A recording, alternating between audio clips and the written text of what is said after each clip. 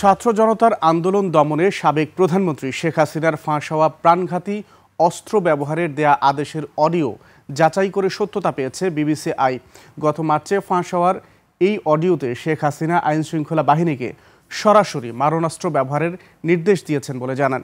রেকর্ডিংটি প্রসিকিউটররা শেখ হাসিনার বিরুদ্ধে আনা মানবতা বিরোধী অপরাধের মামলায় গুরুত্বপূর্ণ প্রমাণ হিসেবে ব্যবহারের পরিকল্পনা করছেন। বিস্তারিত নাইম আহমেদের ডেস্ক রিপোর্টে। একনন সোপ দেশের নাম্বার 1 হালাল অ্যান্টিব্যাকটেরিয়াল সোপ, ন্যাচারাল ব্যাকটেরিয়ালাইসিসের সুরক্ষায় ফ্রেশ ও অ্যাক্টিভ সবসময়।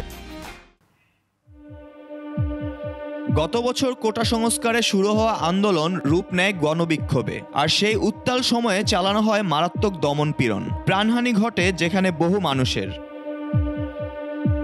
ভয়াবহ সেই দমনপীড়নের নির্দেশ দেন তৎকালীন প্রধানমন্ত্রী শেখ হাসিনা নিজেই। একটি ফাঁস হওয়া অডিও ক্লিপে প্রাণঘাতী অস্ত্র ব্যবহারের নির্দেশনা দেওয়া হয়েছে বলে জানান তিনি। গত মার্চ মাসে অনলাইনে ছড়িয়ে পড়া এই অডিওর সত্যতা যাচাই করেছে বিবিসি আই।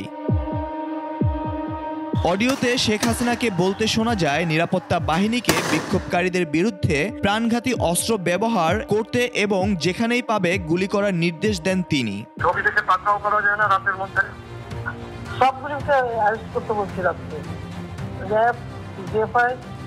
সবাইকে বলা হয়েছে যে যেখান থেকে চেপা পারবো ধরে ফেলো।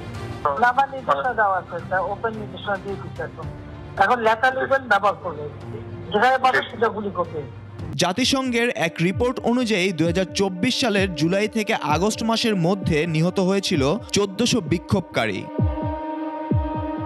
শেখ হাসিনার বিরুদ্ধে আনা মানবতা বিরোধী অপরাধের মামলায় গুরুত্বপূর্ণ প্রমাণ হিসেবে এই রেকর্ডিং ব্যবহার করার পরিকল্পনা করছেন প্রসিকিউটররা। ছাত্র জনতার অভ্যুত্থানের মধ্যেই দেশ ছেড়ে ভারতে পালিয়ে যান শেখ হাসিনা। তার অনুপস্থিতিতেই চলছে মামলার বিচার কার্য।